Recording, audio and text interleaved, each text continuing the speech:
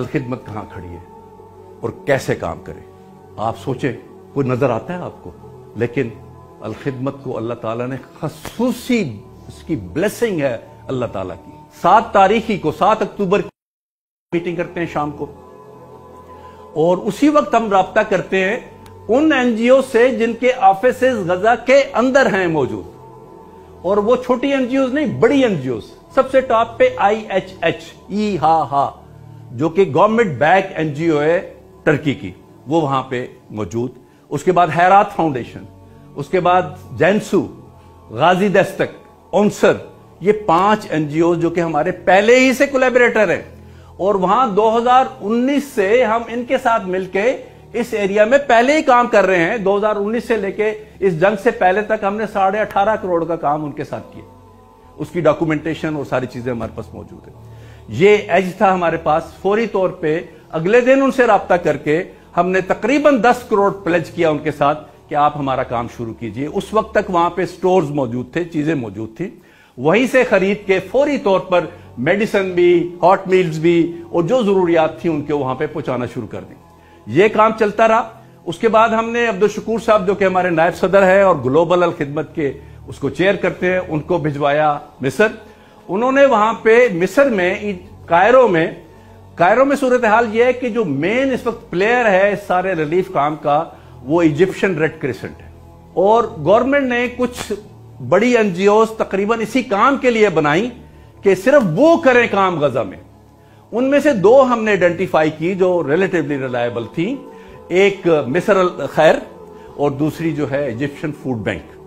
उनके साथ हमने मुआहदे किए और उनको हमने अमेरिका से पैसे ट्रांसफर किए। हमारा अपना चैप्टर है अमेरिका में, और अब वो सप्लाईज वहां से शुरू हो गई हैं, मिस्र से वहां जा रही है। ये काम चलता रहेगा। लेकिन मीनवाइल ये एक और ब्लेसिंग थी कि पिछले सैलाब में जो हमारा NDMA से राब्ता रहा और बकिया मौके पर भी, टर्की के मामले पर भी, तो उसके नतीजे में खुद NDMA ने अल खिदमत से राब्ता किया और कहा कि हम सामान भेजना चाहते हैं, आप हमारे पार्टनर बने।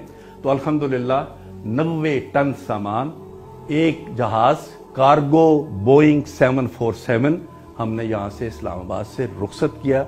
90,000 kg सामान अल्हम्दुलिल्लाह ये यहां से फ्लाई हुआ। अल अरीश एयरपोर्ट पे जहाज उसी दिन शाम को उतरा, और वहां पर हमारे लोग भी मौजूद थे, अपने हमारे, और इजिप्शियन रेड क्रिसेंट के लोग भी। ये लिया गया और इसकी डॉक्यूमेंटेशन भी आ चुकी है हमारे पास कि ये सामान वहां पहुंच भी गया। इस सामान की बुनियाद पे मैं समझता हूं कि हमने अपने मुल्क का नाम भी रोशन किया है। मेरे पास एक स्लाइड मौजूद है जिसमें खुद इजिप्शियन गवर्नमेंट ने जारी की है कि 26 ममालिक ने सामान हमारे थ्रू भिजवाया। उन 26 ममालिक में पाकिस्तान का नाम भी है, और उसके आगे लिखा हुआ है कि 165.6 टन सामान भेजा गया, क्योंकि 2 त्यारे गए थे। एक में हम पार्टनर नहीं थे, दूसरे त्यारा हमारे साथ गया था। तो वो जो 165.6 टन सामान गया है, वो 26 की लिस्ट में हम 6ठे नंबर पर। और आपको पता है कि हम तो गरीब मुल्क हैं, बड़े बड़े अमीर मुल्क हैं, लेकिन अल्हम्दुलिल्लाह ये आपकी एफर्ट से, अल खिदमत की एफर्ट से हमने पाकिस्तान का नाम भी ऊंचा किया है। और अब हम उनसे, उस दिन मैं मिला था फॉरेन मिनिस्टर से जिस दिन जहाज भिजवाया था, उस वक्त मैंने ऑफर की थी उन्हें कि आप काइंडली हमें 5 जहाज दीजिए, हम इसके लिए भी तैयार हैं कि उनका किराया भी हम भरे। और किराया बहुत ज्यादा है और बहुत एक्सपेंसिव पड़ता है, हम जानते हैं, लेकिन वक्त की जरूरत है। मसला तो यह है, इस वक्त तो उन्हें खुराक चाहिए, दवाइयां चाहिए।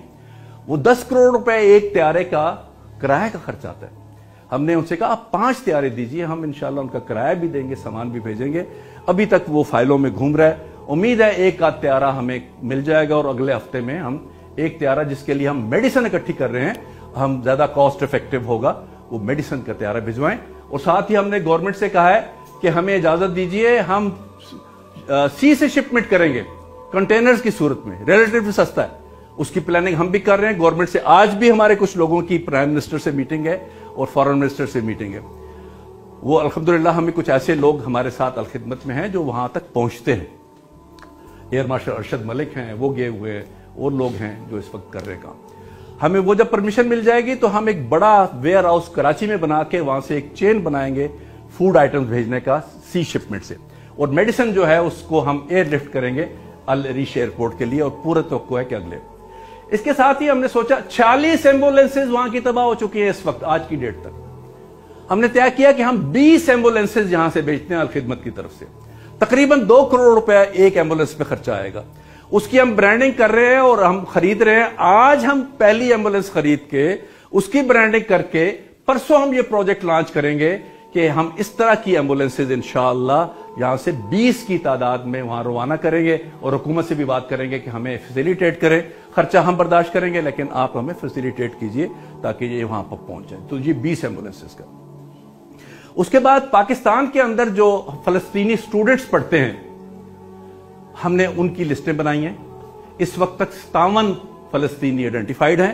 آج دوپہر 2 بجے کے بعد جمعے کے بعد وہ محمد العقاد جو کہ غزہ کے سٹوڈنٹ ہیں وہ آ رہے ہیں ہمارے پاس ہیڈ آفس میں. ہم ان کے ساتھ بیٹھ کے طے کریں گے. ان کے لیے فنڈز ہم نے الوکیٹ کر دیے.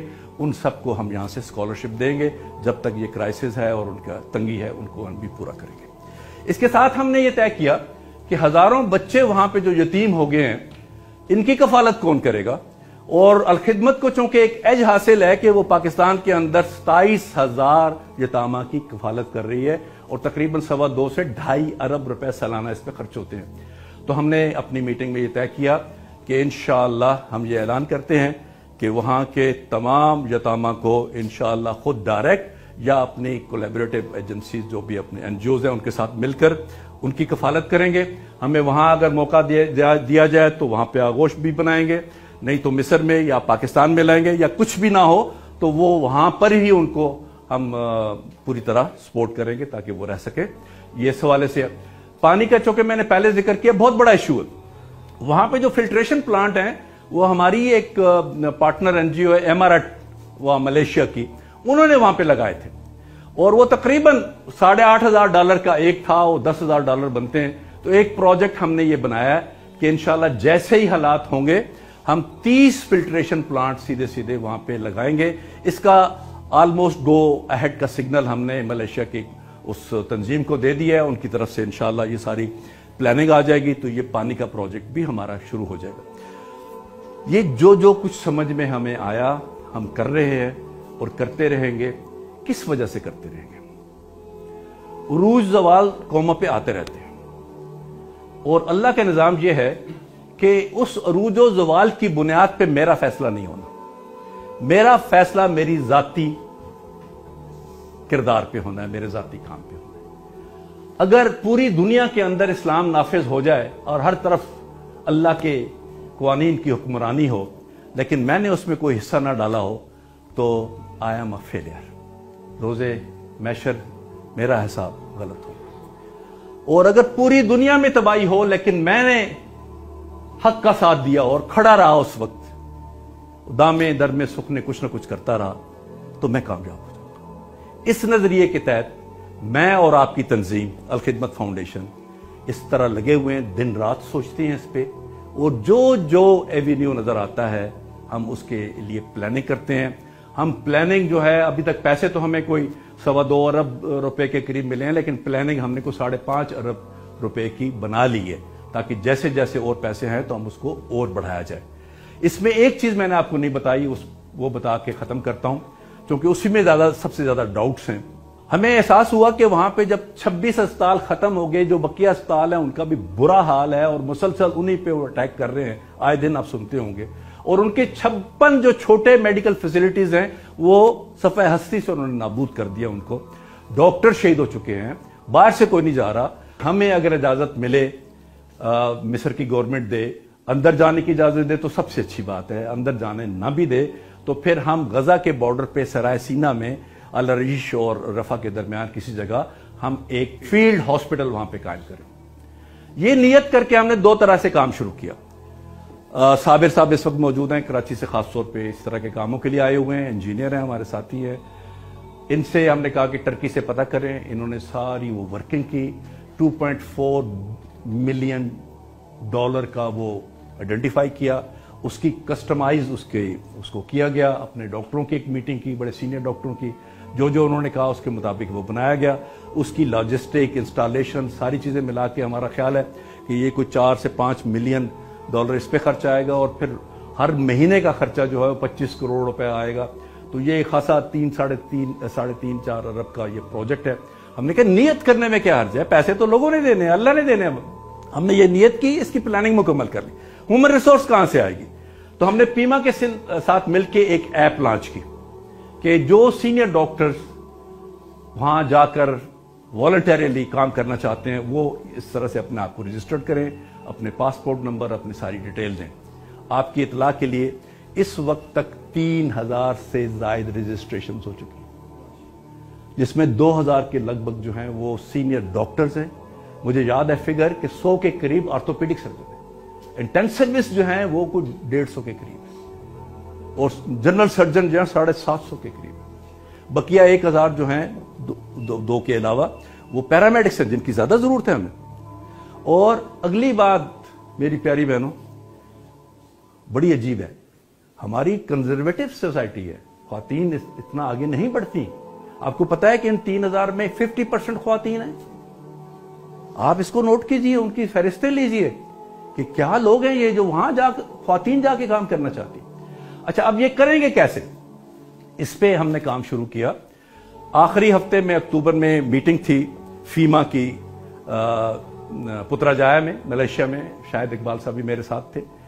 وہاں پہ بھی ساری یہ باتیں ہوئیں اور طے ہوا کہ ہم, چونکہ فیما جو ہے وہ 50 ملکوں کی ایک باڈی ہے, امبریلا باڈی ہے. پیما پاکستان سے ایک ممبر ہے اور الخدمت بھی ایک ممبر ہے, اور بقیہ سارے دنیا سے جو ہیں آئی ایم ایز اور یہ اس کی ممبر ہیں. اور 1 لاکھ سے زائد 1,10,000 میڈکس اس کے بورڈ پر ہیں, اور 40 سال سے بنی ہوئی رجسٹرڈ امریکہ کے اندر ہے, ایک بڑی اتھینٹک ہے. اور وہ OIC میں بیٹھتی ہے. جتنی بھی میڈیکل کی اور عالموں کی کنسلٹیشن ہوتی ہے, پولیو ویکسین یا فلانا, اس کی باقاعدہ ایک ممبر کے طور پہ بیٹھتی ہے. اور پاکستان سے ہی ڈاکٹر تنویر زبیری اس کو ریپرزینٹ کرتے ہیں, فیما کے صدر بھی رہ چکے ہیں. تو ہم نے کہا اس کو بھی استعمال کرنا چاہیے. تو ہم نے باقاعدہ OIC کو فیما کی طرف سے خط لکھا کہ ہمیں آپ اجازت لے کے دیں کہ ہم وہاں پہ ڈاکٹرز بھی بھیجیں اور کوئی اس طرح کا کام کر سکیں. ان کی طرف سے رسپانس آیا کہ ہمیں ڈیٹیلز دیجیے. ہم نے وہ ڈیٹیلز بھی بھجوا دی. پھر وہاں پہ چونکہ انور ابراہیم کا اس وقت راج ہے, پرائم منسٹر ہے ملیشیا کے, وہ بڑے یعنی اچھے آدمی ہیں, تو انہوں نے بھی اپنے فارن منسٹر کو اور وہاں کے ایمبیسڈر جو کہ ان کا جدہ میں ہے اس کو کہا کہ ان کے پیچھے پڑو اور ان سے اجازت لو. کل مجھے ڈاکٹر طاہر میر صاحب جو کہ ایمرو کے ہیڈ ہوتے تھے, ہیڈ نہیں اس میں ڈائریکٹر تھے مصر میں, انہوں نے مجھے اس کی اپڈیٹ دی. ان کو ہم نے فوکل پرسن بنایا کہ سارا اس میں پروسیڈ کریں. انہوں نے کل مجھے بتایا کہ خاصا آگے کام ہوا ہے, اور انہوں نے رابطہ کیا القدس کمیٹی کے ساتھ اور ساتھ ہی پیلسٹینین گورنمنٹ کے ساتھ رابطہ کیا ہے. ان کا خیال ہے کہ OIC, پیلسٹینین گورنمنٹ اور قدس کمیٹی تینوں مل کے اگر مصر سے کہیں گے تو کافی چانس ہو سکتا ہے کہ وہ اجازت مل جائے. فیما کو اجازت ملے گی, لیکن جب فیما کو اجازت ملے گی کام کرنے والے آپ ہوں گے. الخدمت کام کرے گی. الخدمت جو کہ ممبر ہے فیما کا, وہ سارا کام آپ فیما سے اس طرح سے کریں گے. تو یہ ساری چیزیں بھی چل رہی ہیں. پہلے ہماری جو توقعات تھی وہ 10 اور 90 کی تھی. 10% چانس کہ ہو جائے گا اور 90% چانس کہ نہیں ہوگا, چونکہ مصر کے ہمیں پتہ ہے. لیکن کل کے فون کے بعد میں اس کو 50-50 سمجھتا ہوں کہ معاملات اس طرف جا رہے ہیں. اسی لیے میں نے سفیان صاحب جو ہمارے MD ہیں ان سے کہا ہے کہ آپ پہلے بیچ 15 سے 20 ڈاکٹروں کا اس کی تو باقاعدہ اس کو سارٹ آؤٹ کریں کہ کون لوگ جائیں گے اور ان کو الرٹ کریں. کیا پتہ ہمیں اجازت مل جائے. 2 طرح کی اجازت مل سکتی ہے, ایک یہ فیلڈ اسپتال بنانے کی, اور دوسرا اگر یہ ڈاکٹر اندر جانا شروع ہوئے تو اس میں بھی ممکن ہے ہمیں فیما کی طرف سے ایکسیس مل جائے, تو جانے والے ہمارے لوگ ہوں.